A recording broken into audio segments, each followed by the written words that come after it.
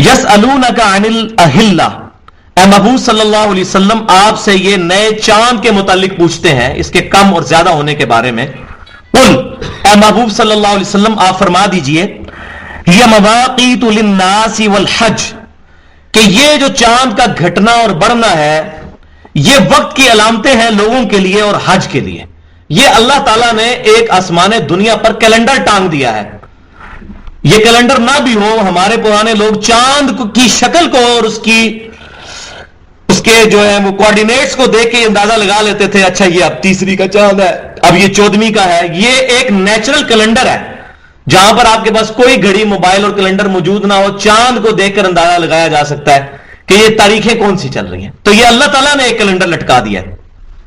तो महबूब सल्लल्लाहु अलैहि वसल्लम ये फरमाइए, ये अल्लाह ताला की तरफ से वक्त की अलामात हैं, और हज के लिए भी, हज के जो मालूम महीने हैं वो आगे चल के आएगा।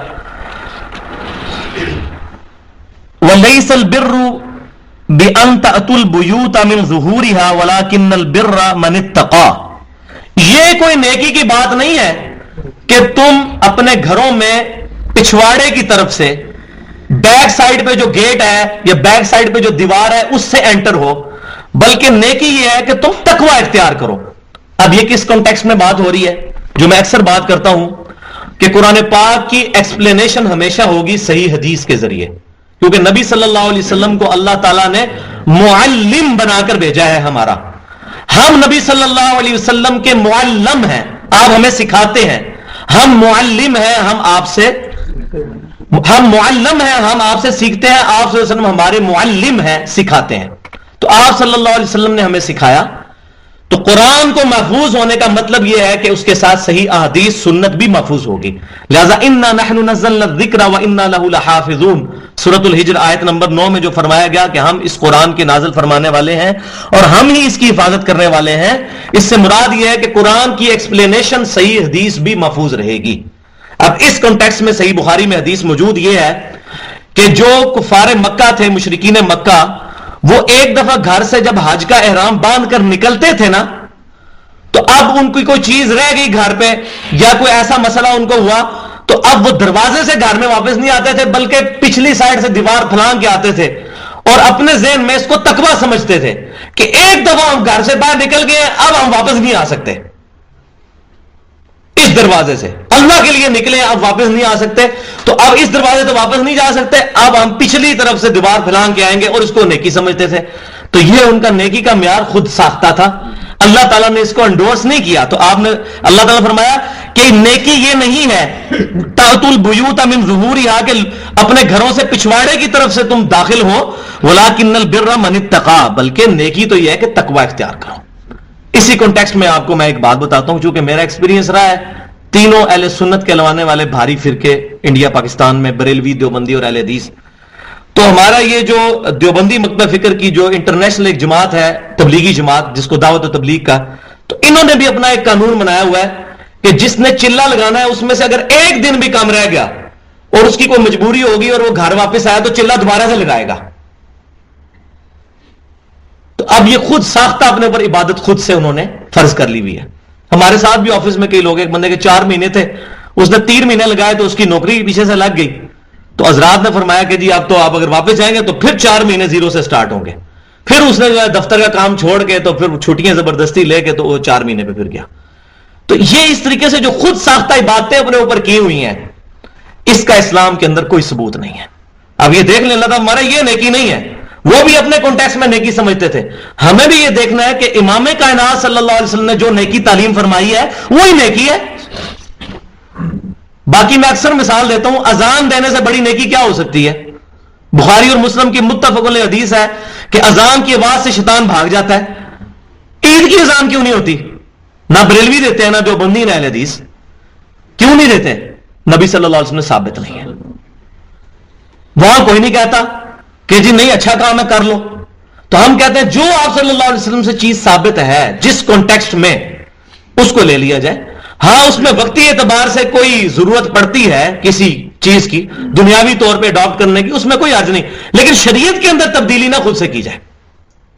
इस तरह के रूल्स ना बनाए जाएं कि जिन रूल्स की वजह से लोगों को तकलीफ आए। तो ये एक ساتھ ساتھ ہمیں اپنی بھی اصلاح کرنی ہے کہ نیکی ولکن البر من اتقى، نیکی یہ ہے کہ تقوی اختیار کرو. یہ نہیں ہے کہ تم پوری دنیا میں دعوت کا کام کر رہے ہو اور تمہارا رزق حرام ہے، آگے دودھ میں پانی ملا رہے ہو، بینکنگ کی جاب کر رہے ہو سودی، تو پھر کیا فائدہ اس نیکی کا؟ وَأْتُوا الْبُيُوتَ مِنْ أَبْوَابِهَا، آیا کرو اپنے گھروں میں اس کے دروازوں سے، کوئی اتنا ایشو نہیں ہے. اس کو کیوں تم خفتی بن گئے ہو؟ واپس آؤ، اگر کوئی مسئلہ ہے گھر واپس آؤ ان کے دروازوں کے ذریعے. وَاتَّقُوا اللَّهَ، اور اصل کانٹے کی بات یہ ہے تقوی اختیار کرو. تو میں بتاتا ہوں کہ گیٹ اپ کے اندر تقوی نہیں ہے. ہمارے معاشرے کے اندر جس کی داڑھی لمبی ہو جائے، سر پہ پگڑی یا ٹوپی رکھ لے، شلوار ٹخنوں سے اوپر ہو جائے، اس کو کہتے ہیں بڑا نیک آدمی ہے. یہ بڑا الٹا معیار ہے. یہ بھی نیکی کے ظواہر ضرور موجود ہیں، لیکن یہ نیکی کا جسم ہے، نیکی کی روح نہیں ہے. ان چیزوں کی بھی اپنی اہمیت ہے، لیکن روح کیا ہے؟ تقوی. اگر بندے کے اندر تقوی موجود نہیں ہے، یہ چیزیں اس کو کام نہیں دیں گی.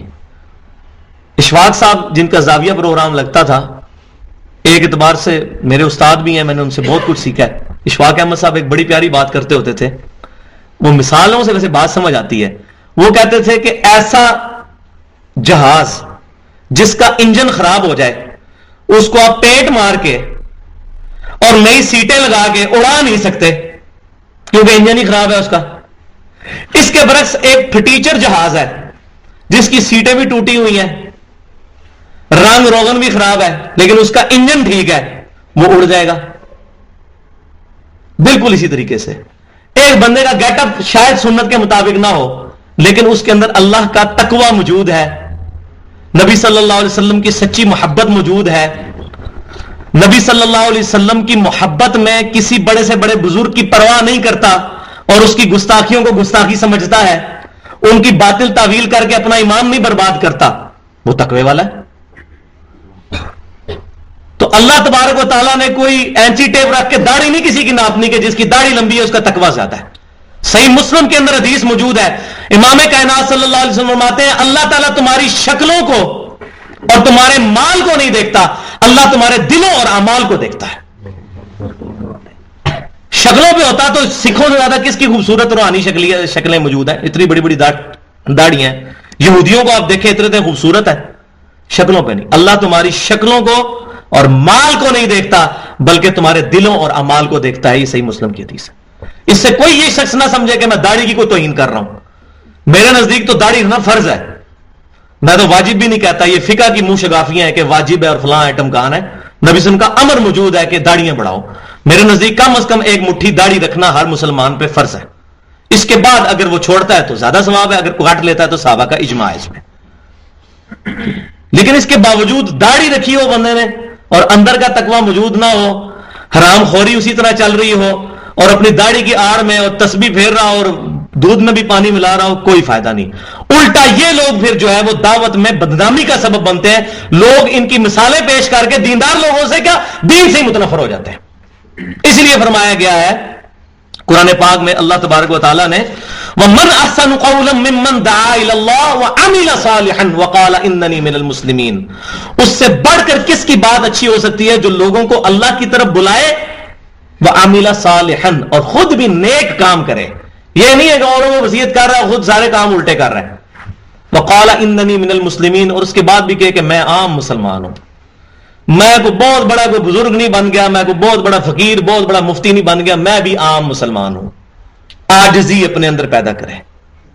یہ حالت نہیں کہ کوئی مسئلہ پوچھنے کے لیے آئے تو اس کو کہے ہٹ تجھے تمیز نہیں ہے، علماء سے کیسے بولتے ہیں، تو کس جگہ سے ڈگری لی ہوئی ہے تو نے.